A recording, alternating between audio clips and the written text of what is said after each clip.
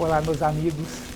Pessoal, nesse vídeo nós vamos estar falando sobre intimidade, íntimos de Deus. E desde já eu desejo que esse vídeo seja um divisor de águas na sua vida. Que você nunca mais seja a mesma pessoa. Que vocês sejam estimulados a buscar a presença de Deus como vocês nunca buscaram na vida de vocês. Pessoal, embarque com a gente nessa extraordinária jornada.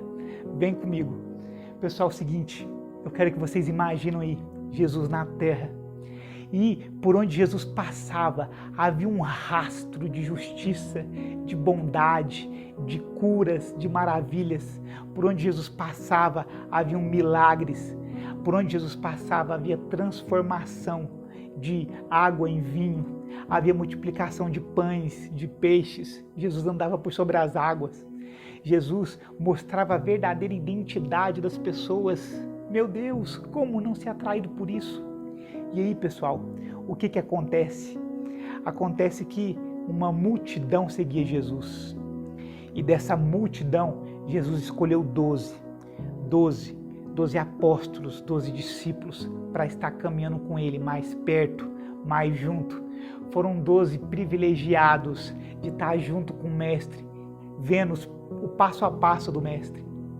E desses 12, Jesus escolheu 3 para subir com ele no monte e manifestar a natureza divina dele. Meu Deus, e aqui eu já te falo, intimidade é para poucos, porque poucos têm a coragem de pagar o preço. São poucos que abrem de verdade o seu coração para Deus e deixam ele entrar. E aqui eu quero te falar um negócio, pessoal. Não foi Deus, não foi Jesus que escolheu Pedro, João e Tiago. Foram eles que se deixaram ser escolhidos por Deus. Olha só no caso de João, né? João estava sempre ali, sempre por perto, sempre se aconchegando do lado de Jesus. E aparecia uma oportunidade, João estava lá, colocando a cabeça nos ombros de Jesus, só para ouvir o Mestre falar. E o que falar de Pedro? Pedro é aquilo, pau para toda obra, ele estava lá em todas, né? Quando eles viram Jesus andando por sobre as águas, no início eles acharam que até era um fantasma. Aí Pedro falou, se tu és mesmo, se é Jesus mesmo, então que eu vá até aí o Senhor. Né? Ou seja, ele queria andar por sobre as águas, ele está aí em todas. Ou seja, eles que se fizeram escolhidos.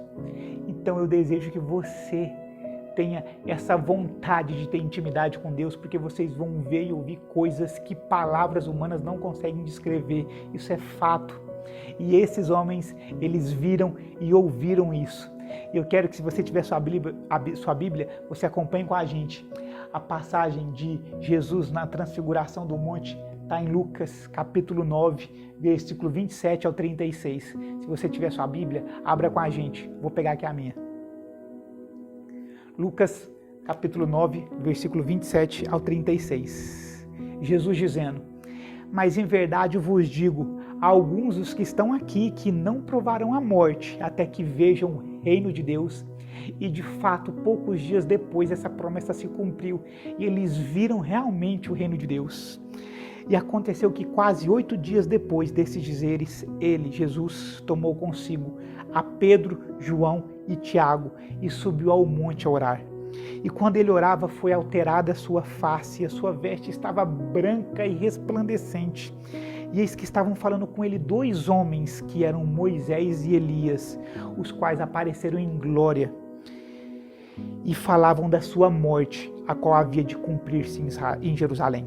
Mas Pedro e os que estavam com ele estavam carregados de sono, e quando eles acordaram, viram a sua glória, e aqueles 2 homens que estavam com ele. E aconteceu que, quando aqueles se apartaram dele, Pedro disse a Jesus: Mestre, é bom estarmos aqui. Façamos aqui 3 tabernáculos, um para ti, um para Moisés e um para Elias, não sabendo o que ele dizia. Enquanto ele ainda falava, veio uma nuvem e os cobriu. E se atemorizaram a entrarem na nuvem. E saiu da nuvem uma voz que dizia: Este é o meu filho amado, a ele ouvi. E quando a voz se fez ouvir, Jesus foi achado só. E eles guardaram silêncio, e naqueles dias não contaram a nenhum homem daquelas coisas que tinham visto. Meu Deus do céu, o que eles estavam vendo, pessoal? Eram coisas que palavras humanas não conseguem descrever. Eles estavam vendo a manifestação da natureza divina de Jesus. Eles estavam vendo o Kairos, o tempo de Deus. Porque nós vivemos no tempo Cromos, né, o tempo do relógio. A gente vive só no hoje, no agora. Por mais que a gente tenha consciência do passado, por mais que a gente tenha consciência do futuro, a gente não consegue nem viver no passado, nem viver no futuro. A gente só vive num tempo. E esse tempo é o hoje, é o agora. Mas Jesus não. Jesus estava no hoje, mas remontando a coisas do passado, porque ele estava com Moisés e Elias. E eles estavam falando de coisas do futuro, que seria a morte de Jesus em Jerusalém. Meu Deus, Jesus no hoje, no ontem e no amanhã. É o Kairos de Deus se manifestando para os íntimos de Deus, para aqueles que de fato abriram o coração e deixaram a verdade, o amor de Deus entrar. Eu te desejo que você seja íntimo de Deus para você ouvir e ver coisas sobrenaturais, coisas que de fato vão mudar a sua vida de uma forma sobrenatural e você nunca mais vai ser a mesma pessoa, assim como Pedro, João e Tiago nunca mais foram os mesmos. E pessoal, é o seguinte, com Jesus tinham duas pessoas, que era Elias e Moisés. E Elias, pessoal, Elias representa os profetas, porque Elias foi um dos maiores profetas da Bíblia. E Moisés representava a lei, porque foi por intermédio de Moisés que Deus enviou os 10 mandamentos. E Jesus representa o cumprimento da promessa, aquilo que tantos profetas clamavam e falavam. E Jesus significa o cumprimento da lei, que a lei estava completa. Por quê? Porque Jesus é maior do que a lei. Meu Deus do céu! Ou seja, o reino de Deus se manifestando ali na presença deles e, pessoal, não tinha como entender aquilo, né? Não tinha como entender. E o que acontece? Pedro nem sabia o que estava falando. E aí, quando ele viu Moisés e Elias e Jesus junto, ele falou: mestre, posso fazer 3 tabernáculos, 3 tendas, uma para ti, uma para Elias e uma para Moisés? Ele nem sabia o que ele falava. De tão impactante que era aquele evento, de tão impactante era aquilo que eles estavam vendo e ouvindo. Pessoal, e foi o seguinte, Moisés e Elias, não é que eles apareceram presencialmente, não. Eles apareceram em glória, em esplendor. E Daniel, o que é glória? O que é esplendor?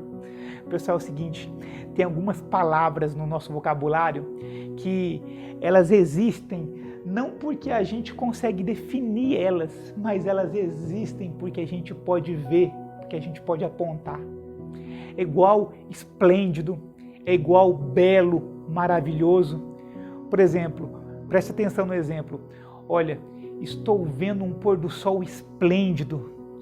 Estou contemplando a queda d'água de uma cachoeira. Que coisa mais linda.